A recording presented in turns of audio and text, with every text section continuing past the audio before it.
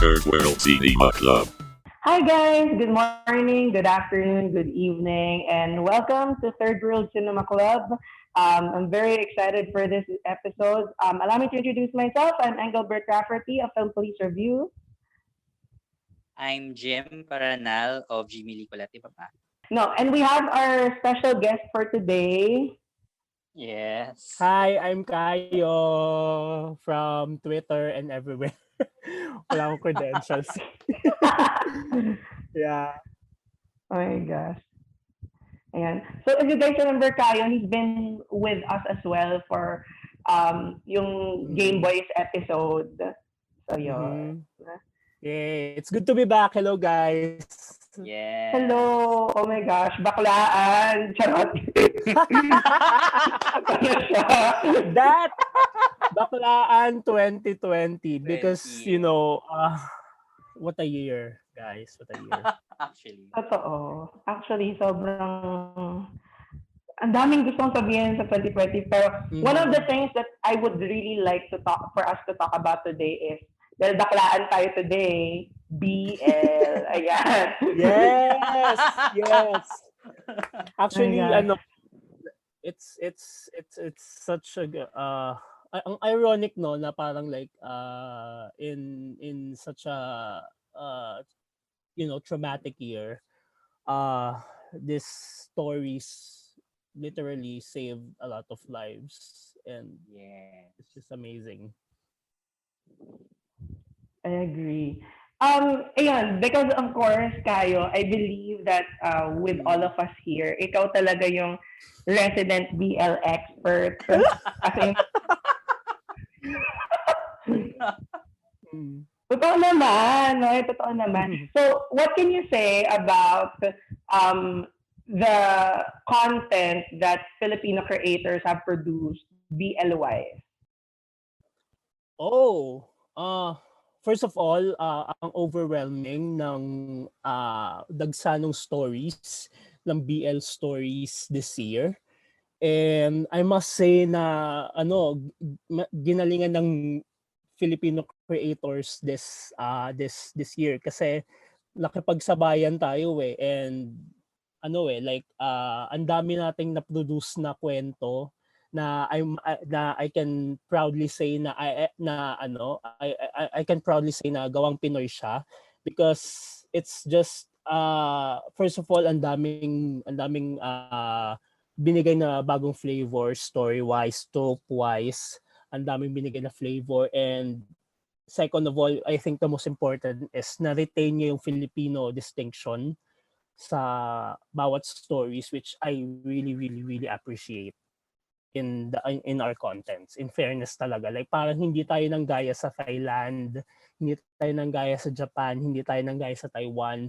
We created our own, and we incorporated our own culture, our own beliefs, our own stands sa stories, and I really really appreciate that as a viewer.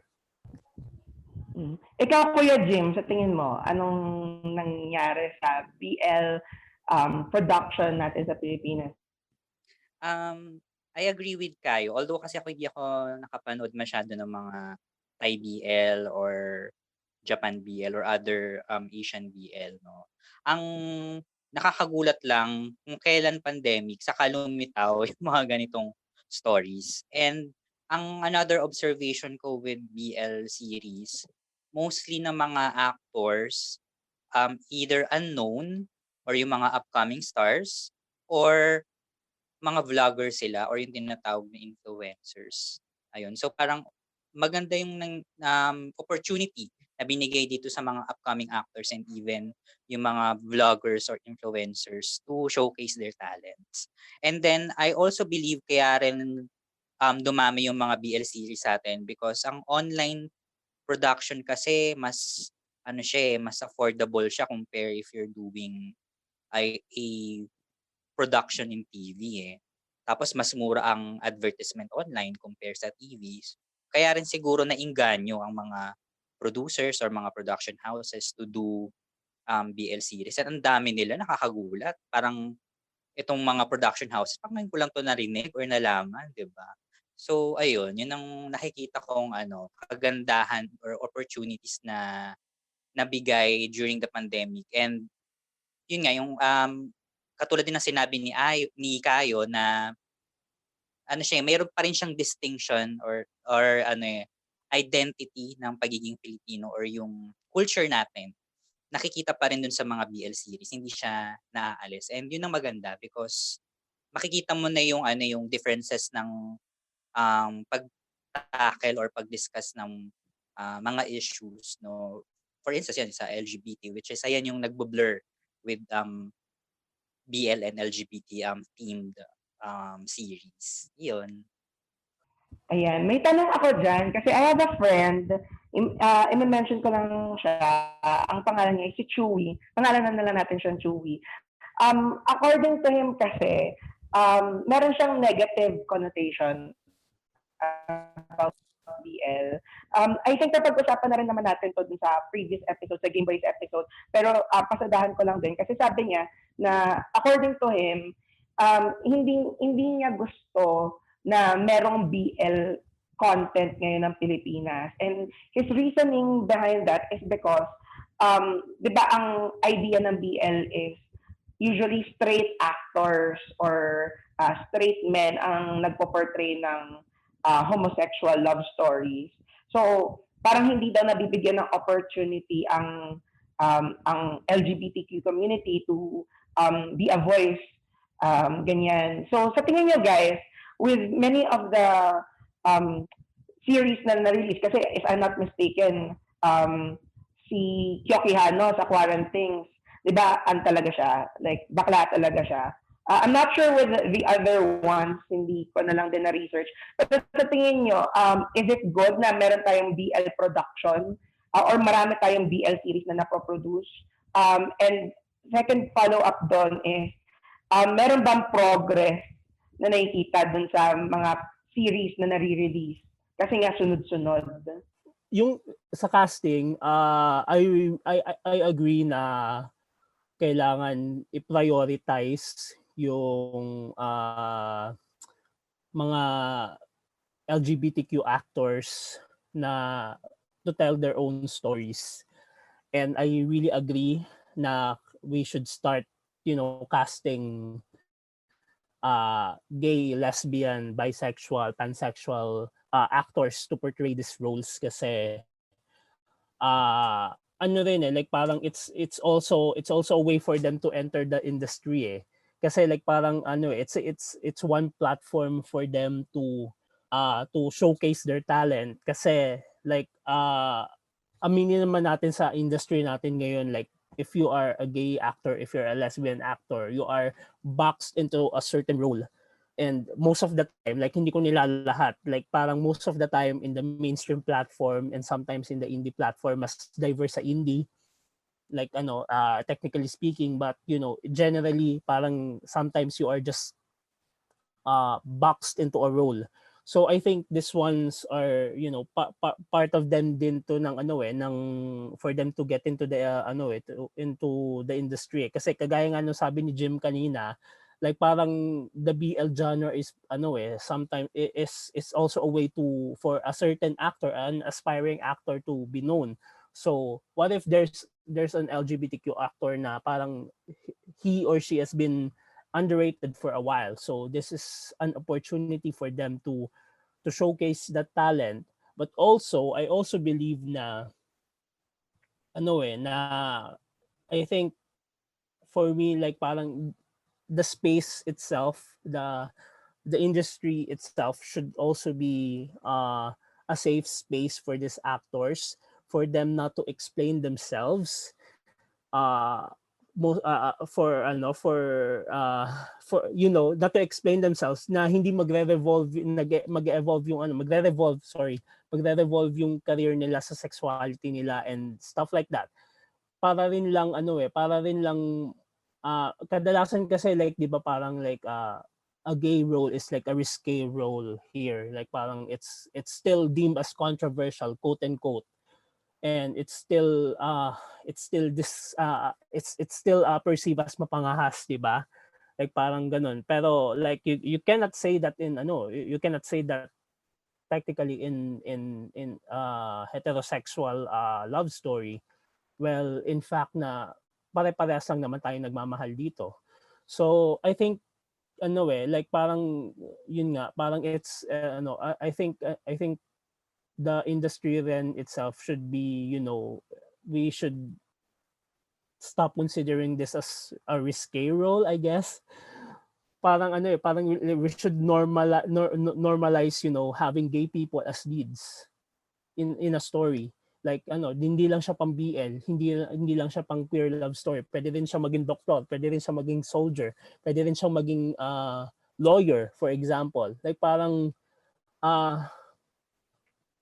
ganon. So parang going back to what I'm trying to say is yung queer actors natin, like parang sana mabigyan din sila ng chance, ma-prioritize sila kasi it's all better than tokenism, di ba? Like we love our allies to to portray this. Like parang we love straight actors to portray gay roles, to portray lesbian roles, to portray LGBTQ roles. But maraming talented actors dyan na hindi nabibigyan ng chance. So I think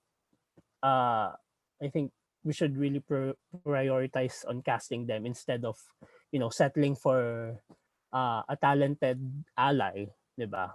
I agree. Kuya Jim, ikaw, ano sa tingin mo? I agree din with Kayo. Ang napansin ko nga with BL series na talagang dumami this pandemic or quarantine period. Although yes, nabigyan ng opportunities yung mga upcoming actors and then yung mga vloggers, influencers to showcase their talents, may na-overlook or mayroong parang the left behind. Ayun yung mga LGBT community na actors natin. Kasi matagal nang nilalaban ng mga LGBT Q actors natin to mabigyan sila ng opportunity na mag-lead, 'di ba? Either film, 'di ba, or series pa yan, ganun. And nabibigyan naman ng opportunity with the indie scene.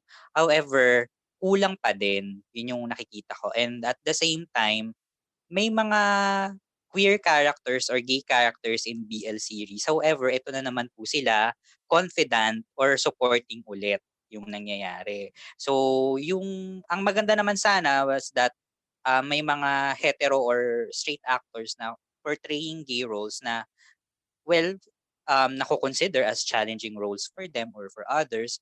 However, ayun nga, na-left behind or na-overlook yung mga LGBTQ actors natin. Na sana yung mga producers will take risk as well to give them opportunities na kapag they think naman na yung role ay babagay kung femme yung character or mass, kasi yun yung nagkakaroon ng issue 'di ba? Kapag hindi nabibigyan ng opportunity sa mga FM gay actors, gano'n. Yun yung nagiging issue and concern na nababasa ko rin in Twitter. Ayun. Pero with FM, I wanna add din doon kasi 'di ba may paparating na film kay Dali Dulu sa MMFF, yung The Boy Foretold by the Stars. So it stars Adrian Lindayag, 'di ba FM yung role niya doon? Yes. Ayun. Yeah. Tsaka Out Game Boy, si Kitch Minamoto, 'di ba FM yung character niya doon? I'm not sure if FM talaga siya in person. Pero yun, nakakatuwa. Ayun. So, thank you guys, napaka-insightful ng mga sinabi nyo. Wala akong madagdag. I agree with everything that you said. Pero mas curious ako ngayon dun sa what you guys think are the best moments in Filipino BL 2020. Oh, wow. Go Kayo. Madami yan. Anong tawag dito? Hindi disclaimer lang sa listeners natin. I'm gonna be very honest here because I really, really love Game Boys. I love it. I really love it. I'm not ashamed of loving it. Ayun. So, I think yun nga, simulan ko na sa favorite scene ko in Emerald Avenue in Pasig. And that kissing scene, that very creative kissing scene in the plastic and stuff. It's amazing. And to that payoff na nag-kiss sila with a barrier. It's just a creative way of telling the audience na na parang like it's Game Boys being socially aware and being socially responsible in the story that they are telling, na it's very present, it's very it's very timely, na nagawa pa rin naipakita nung eksena na yun na parang pwede ka pa ring magmahal despite the limitations of your surroundings. Na parang like like that classic barrier, it doesn't just it doesn't just symbolize the ongoing pandemic. It's the barrier na parang like there's a barrier talaga sa pagmamahalan ng gay couples dito sa atin, na parang it's a thin barrier, but eventually it will come off if we just continue to pursue fighting for our rights and stuff like that. So it's a very very good scene for me na nag-resonate siya sa akin. It's one of my favorites among the BLs that I've seen. I love it so much. Thank you for that scene, Ash, Direk Ivan. Kung nakikinig man kayo, it's amazing. Ayun. Totoo. Wala akong masabi. Jimmy ka! Yan. Actually, eto kasing dinidiscuss natin mga first wave of BL series muna. So ako, I agree with Kayo, no. Ako din, that's my number one best Pinoy BL moments, yung sa Emerald Avenue, Ortigas, yung kissing scene nila sa sa using plastic, parang Pushing Daisies episode. Kasi di ba, parang akala mo dun sa episode na yon, episode 10, tapos na. Yung pala may may pahabol. Parang ano ba tawag dito? End credit. Scene pa, ganon. So parang nung sinabihan ako ng friend ko, "Uy, Jim, bakit na mo na miss out?" Sige, ulitin ko, ganon. Okay, yun. Kasi may siya, kumbaga, siya yung hindi mo ine-expect na magagawa ng creative team. Pero ang galing because nagawa nila yon na saktong pandemic. Kaya nagkaroon ng parang kailangan protected, kailangan na sanitize, ganon. So parang naging advocate pa sila. So yun ang aking rin favorite BL moments. And then sa other BL series, sa Boys Lockdown, yung fantasy kissing scene nila sa pool. I love that as well. I love that. Ang galing niya. Ni Alec, ni Alec Kevin. Oh my God. I love that scene. Tapos actually marami yung magagandang scene sa Boys Lockdown, di ba? Like maski yung very ending nila. Yeah. That is such a good scene. Like parang it's we will discuss this later on sa vlog, but I love how Boys Lockdown is just written like parang alam na alam nung creator yung genre. Oh my God, yeah. Ako, wait lang. Medyo marami-rami akong favorite BL moments this year. So, sobra. Like, ang unang tumatak talaga na BL moment sa akin is nung namatay yung tatay ni Cairo sa Game Boy. Yes. Pardon my French, pero putang ina talagang, siguro hindi ako nakamove on nun for 1 week. Na like, dala-dala ko siya. Tapos, naghihintay ako ng like end credits, wala. Putang ina, tinapos nila na like umiiyak si Cairo. And that 1 minute scene na umiiyak lang siya, bigat. Yes. Ang galing ng pagkakasulat ni Ash doon, ni Ash Maladno. And of course, yung Emerald Avenue scene. Sa Game Boys, meron pa isa yung episode 12. Yung parang marriage story. 5 minutes. Oo. Punyeta, yung 5, sorry, napapamura ako. yung 5 minutes na parang walang cut, one take scene ni Ivan kay tsaka kay Gab na nag-aaway sila. Yung wag mo akong ma-baby-baby, yung biglang dabo. Such a good scene. Like, marriage story is shaking. Naramdaman mo na yung so, ang galing. Like, wala ka masabi. BL scene, BL. aside from Game Boys. Kasi parang feeling ko magiging Game Boys episode na ito.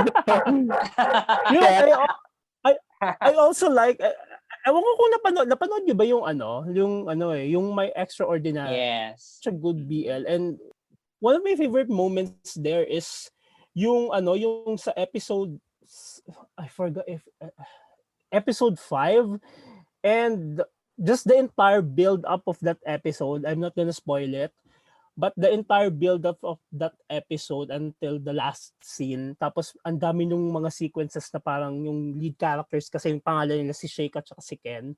Like ang dami Ken. nilang small moments doon na they're just discussing life, about love. They're just discussing na what if ganito yung mundo, what if ganito, if couples like them are allowed. It's just the little moments there. Tapos yung performances ni Enzo at saka ni Darwin. Tapos yung writing ni V. Vincent De Jesus. It's yung mga eksena dun sa episode na yun na tinutukoy ko. I'm not sure if it's episode 5 or 6. Pero it involves a very dramatic twist in the end, and I just love it. I love My Extraordinary. I think it's one of the most underrated BLs we have this year. Yes. Actually, Kayo, favorite ko rin yung yung part na yun or yung moment na yun, yung nag-uusap sila sa may grass or under the tree. Yeah, Kasi oo, sa ilalim ng puno. parang picnic, di ba? And then kinikiss ni Ken si Shake. Parang napaka-sweet nung moments. Tapos parang at the same time, you sense na may foreboding na parang there's something danger na mangyayari. Alam mo na agad na may mangyayari, ganun. So, ang galing lang nung pagkaka-execute nung eksena na yun. Kaya, isa rin yun sa favorite BL moments ko. Another naman sa akin na favorite BL moments ko, yung sa Ben times Jim or Ben and Jim, yung sa awkward table na nag-aano sila, na yung 2 truths, 1 lie na na game, and then nagbe-video kaya napakaganda nung na yon, ng execution nung eksena na yon. Ayun. And then ano pa ba mga magagandang BL moments? Actually sa gaya sa pelikula meron din naman, like dun sa episode 5, yung tinanong ni Yesh Burse si Paolo Pangilinan si Carl kung magugustuhan niya ba si Vlad. Ang ganda nung na yon, nung moment na yon. Tapos yung nagano na sila, panang-isip dancing scene na sila, yun. Maganda rin yung na yun. BL moments na yun. And then another, ako from Quarantines, the series, yung, ano ba tawag dito? Yung eksena nila John Silverio, Kyo Quijano, and then ni Royce Cabrera, yung binuksan niya yung pinto, na parang ang campy. Yeah. Gusto ko yung moment na yun. Ang campy kasi parang, may nangyari sa amin ni Judah. Ganon. Ginusto namin. Ginusto ko. Ang ganda ng na eksena na yun. Nung moments na yun. I love that. Nagustuhan ko yung episode ng Quarantines. I think yun yung favorite ko sa series. Kasi like, ang daming nangyari. Pero it's just the build up and the layer, yung pagkakasulat ng buong episode. Ang ganda nung niya, ang ganda nung pagkakatahi-tahi nung mga pangyayari, and I really like that episode as well. Yung yung involve yung parang I think classmate ata ni Judah yon, si John Silverio dun sa series. Si Glenn. Oo, yun si Glenn. Nakaka-irita yung character niya doon, and sobrang effective ni John Silverio doon. Like, yes. Konyo na maarte, na hindi mo maintindihan kung anong gusto niya sa buhay, na talagang inaagaw niya yung spotlight, pero hindi mo alam kung mahal niya ba talaga si Judah. Tapos biglang, eto pasok si, mahabang pangalan ng character ni Royce Cabrera doon. Si Rocky.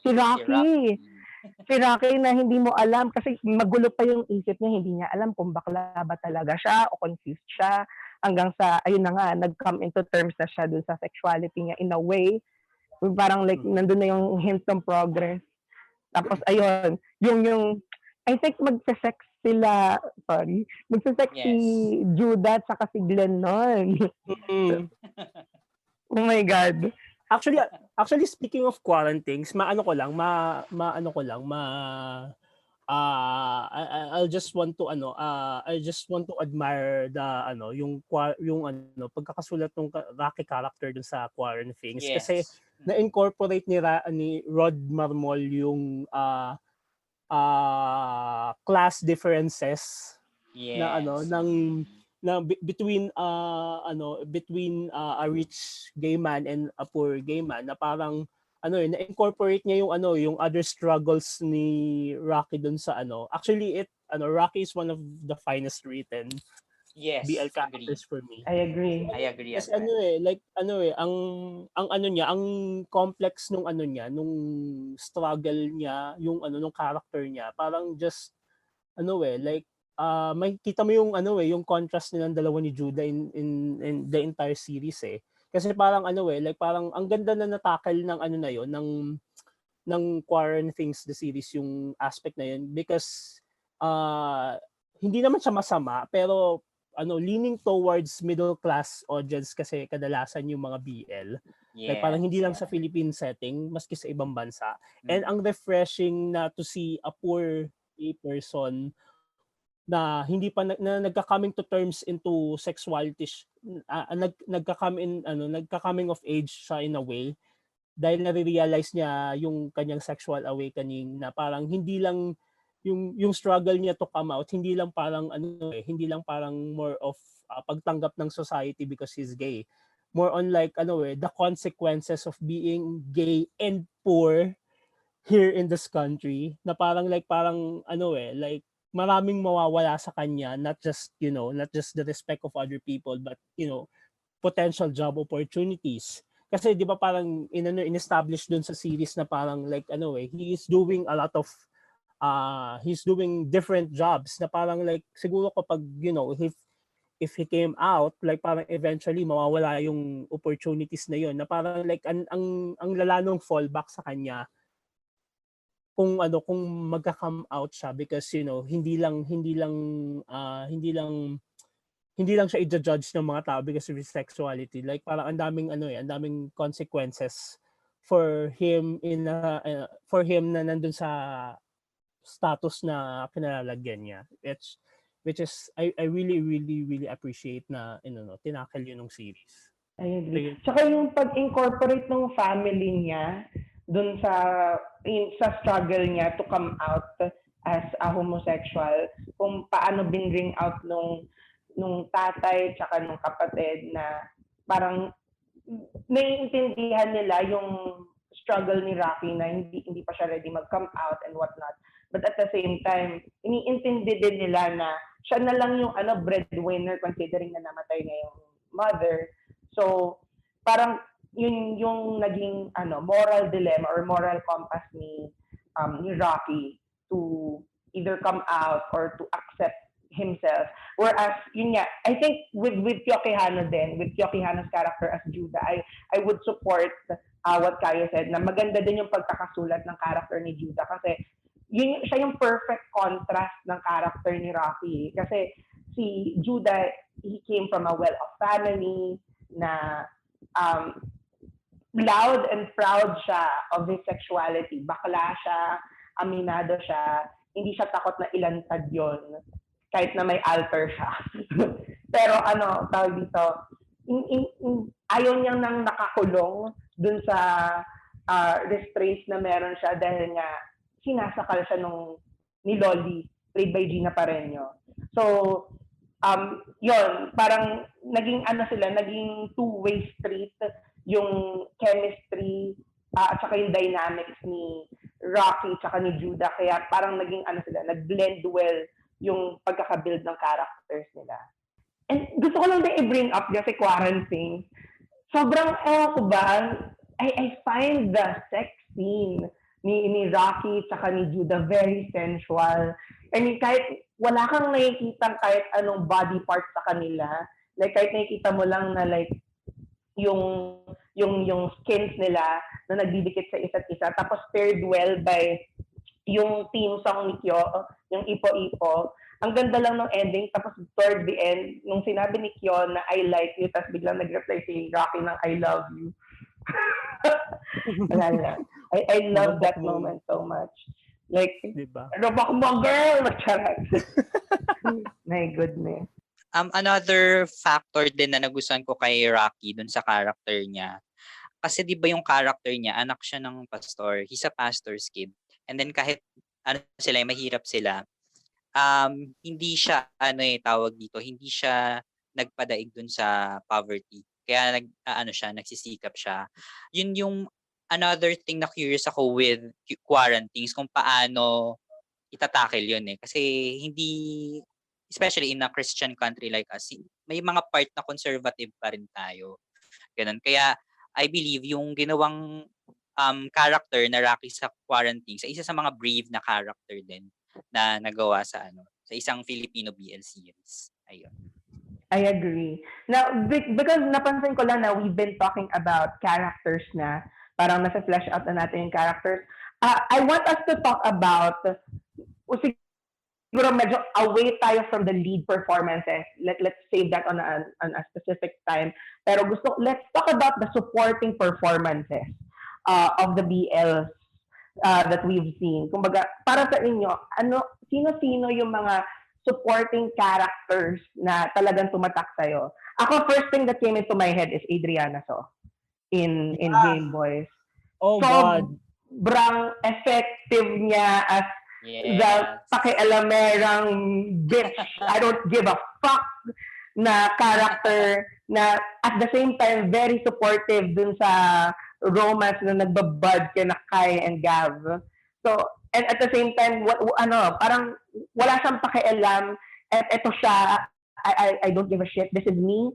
Kung wala kang pakialam sa akin, fuck you. And mas na-supportan pa siya even no GL niya na Pearl Next Door.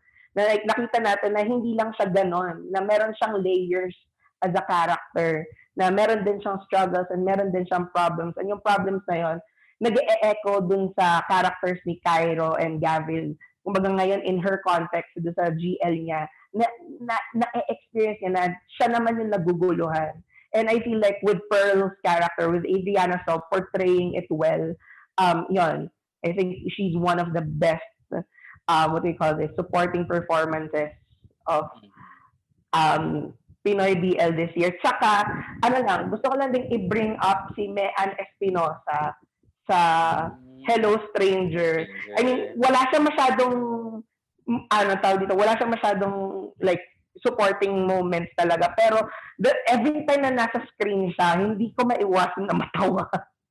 Sobrang effective niya as this humorous teacher na talagang ginigisa sila si Xavier tsaka si Miko, played by Tony Labrusca and JC Alcantara respectively. So, ayun. Kayo guys, sino pa? Actually, I really agree with Pearl as a character. For me, it's such a revolutionary character in BL landscape because one of the things na kinikriticize sa BL genre is their portrayal of women. For years, yun yung parang isa sa mga toxic traits ng BL genre. Yung like, if you are not the villain, if you're a woman character, if you're not the villain, you are this obsessive shipper na parang lagi nagsistep sa boundaries. What's different about Pearl is yung arrival pa lang niya dun sa series. Like parang like yung audience parang like mapapansin mo yung perception ng audience sa girl character sa BL genre eh. The response ng arrival ni Pearl sa last episode ng Game Boys episode 2 is sa last scene ng Game Boys episode 2, nakatanggap kaagad ng ng strong reactions from the fans, from the viewers ng series eh. So parang meron nga kasing like parang meron nga kasing general portrayal yung BL ng women characters na villainous, obsessive, ganon. And Game Boys with Pearl, they destroyed that. They gave Pearl complexity, they gave her flaws, they gave her strengths. Pearl is smart. Pearl knows her boundaries. Pearl knows how to to step in and when to step backward. And makikita mo doon na na meron siya talagang beliefs on her own. She's not controlled by anyone. She's the I don't give an F attitude, pero she's kind, mapagmahal siya, and it's just a revolutionary women character in BL. And another supporting performances na for me tumatak din sa akin si Adrian Vergara at saka si Yesh Burse sa Gaya sa Pelikula. And I believe na these two women characters, no matter medyo limited yung screen time nila sa series, which I think they deserve more personally. But I think yung characters nila is the complete contrast of each other, which I really appreciate kasi si Adrian is presented as this quirky pero meron siyang villain undertones, and she really really really plays it very well. And ang galing-galing niya in all of her scenes, like parang whenever she comes up on the screen, like I'm just glued. I'm just in awe of her talent, na no matter how unlikable in subtext, how unlikable her character is, parang with a great actress like Adrienne, like parang nagawa niyang alluring what's her name? Ano nga yung name niya? Si ate. I can't remember I her forgot name. as well. Judith pala with an H. Yeah, si Judy. Yeah, Ayun. Judy. And the French accent. Ayun. Nagawa niyang alluring si Judith, and she gave her layers. She gave her so much life na parang like you just love to hate her. Like parang you can't even hate her parang technically because Adrian is such an amazing performer. And with Yesh, yung character niya is such a breath of fresh air in GST because like parang she's like this she's not the typical girl who is just beacon of goodness and kindness. She's more than that. She's layered, and you can see it on Yesh's line deliveries, the way she acts her character, she performs her character rather. It's just like these two actresses, Adrian at saka si Yesh, sa Gaya sa Pelikula, they just did so much with what was given to them, and I think they are they are some of the most remarkable supporting performances this year, female wise. Ako naman agree din ako with both of you. Si Adriana So din yung nakikita remarkable sa akin, or nakikita kong remarkable sa akin when it comes to supporting performances. Very obvious na agad, no? Kasi makikita mo na as a confidant, hindi siya one-dimensional. Marami yung dynamic yung characters ni Adriana. So another supporting performances sa Game Boys na nagustuhan ko ay si Terence, played by Kyle Velino. Kasi 'di ba, una siya yung parang akala natin ito na, kontrabida na, merong quiz, 'di ba? Yung parang at merong dinadahilan na mental health issue, 'di ba? Parang naging lalong interesting yung yung Game Boys because of that. And nakita natin na nagkaroon ng character development yung character na Terence, and ang galing din ng portrayal ni ni Kyle Velino. Kaya remarkable din sa akin yung supporting performance doon. When it comes to Gaya sa Pelikula, ako mas tumatak sa akin si Yesh Burse. Kasi given na magaling na si Adrian Vergara. However, hindi ako familiar with the filmographies or theater works ni Yesh Burse. Pero ito kasing in Gaya sa Pelikula, and I agree with you, Kayo. Very refreshing kasi siya yung nagiging ano ba tawag dito? Siya yung nagbibigay ng comic relief eh.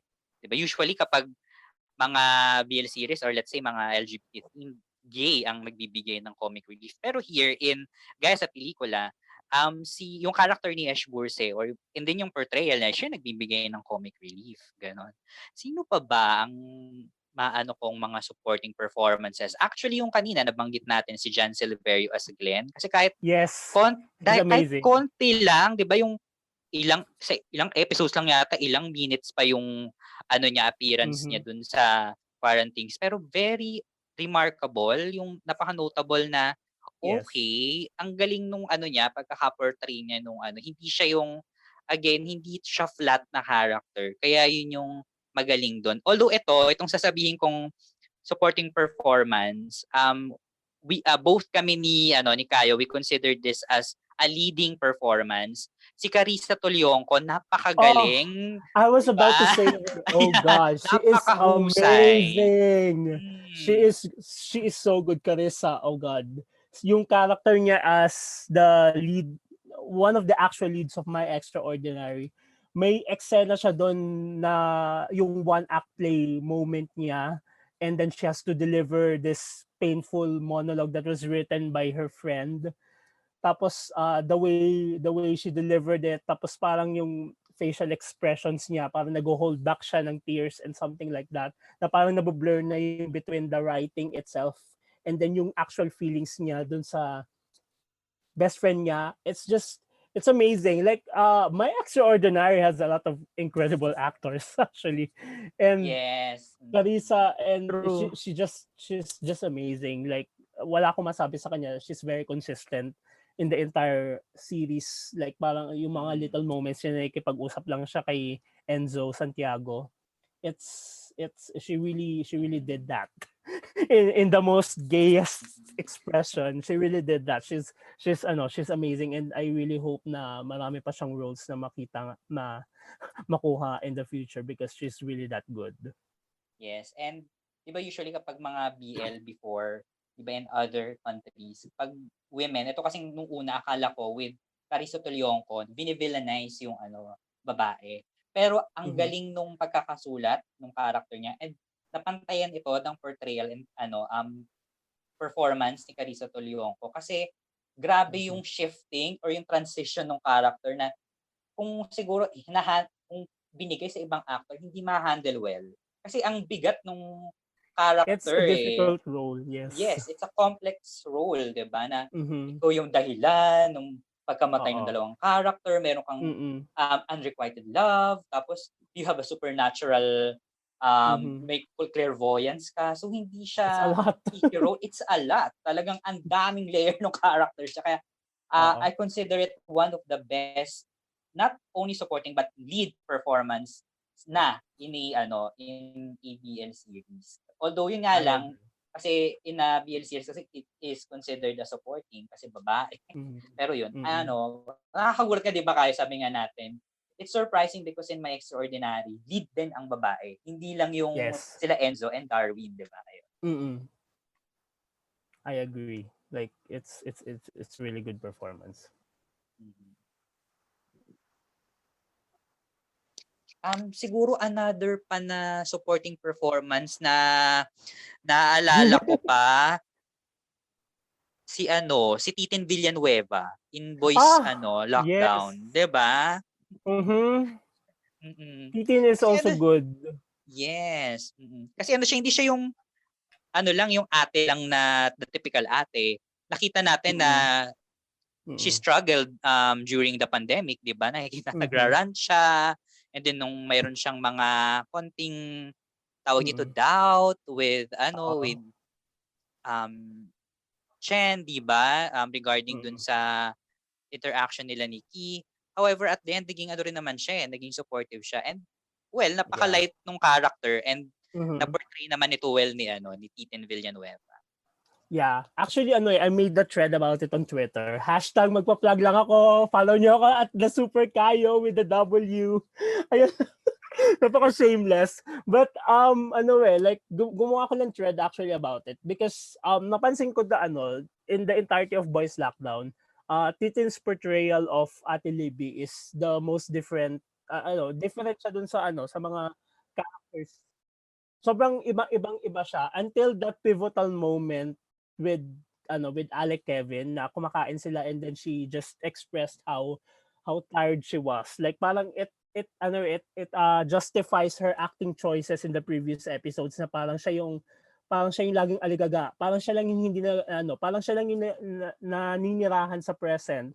Parang every character in Boys Lockdown they have their own fantasies of their own. Parang sobrang redundant na. They have their own fantasies. They're living in their fantasies. That's why they are acting, their characters are acting like that. Except Ate Libby na parang lagi siyang nagre-remind sa kapatid niya na ganito, ganyan, the pandemic, ganyan. Parang kasing si Ate Libby, she is absorbing, you know, everything na nangyayari sa paligid niya. Parang siya yung pinaka-aware dun sa sa mga nangyayari sa kapaligiran nila eh. So parang dun sa pivotal scene na yon when she tells na she's just exhausted, dun mo ma-appreciate lalo yung brilliance na nilagay na pinerform ni Eden Villanueva with her character, na parang it just justifies all of her acting choices in the past, and then you're gonna appreciate her more after seeing that scene, and it's a great performance. Tsaka ang galing na hindi nilagyan ni Jade Castro ng flashback scenes kasi 'di ba usually may mga flashbacks or whatnot. Pero yung character ni Titen parang kaya siya ganun pala para maiintindihan mo kasi meron palang past yung family ni na Chen tsaka ni Libby, and sa kanya napunta yung responsibility. Parang siya na yung not only the breadwinner but at the same time parang nabigay na sa kanya yung burden of being the light of the family, of the two of them. Kaya wala siyang choice. Kailangan siya yung magtrabaho, kailangan siya yung mag-take care sa kanila in terms of health, considering nga na may pandemic. And dahil nga si Chen, masyado siyang stuck dun sa fantasy niya na, ay, nandito si Ki. Parang gusto ko siyang i-approach. Si Ate Libby naman, parang gusto niya na ligtas yung kapatid niya. Na, kasi siya yung matriarch na ng family. Siya na yung nagtataguyod eh. And kung hindi niya yun gagawin, what if something bad happens to Chen? So yun yung nagre-revolve sa utak niya eh, na it's such a selfless character. Yes. Kasi you'd think na na kaya siya ganun kasi baka utos lang siya ng utos, yung like, out of nowhere. Then dun mari-reveal yung motivations niya, yung struggle niya as not only as a woman but at the same time yung struggle niya as the head of the family. Yon, ang galing ni Titin Villanueva doon. Tapos biglang, although a little too melodramatic yung scene, pero it was handled well because of Denise Season's writing and Jade Castro's directing. And Titin Villanueva's acting choices. Yes, exactly. To be continued.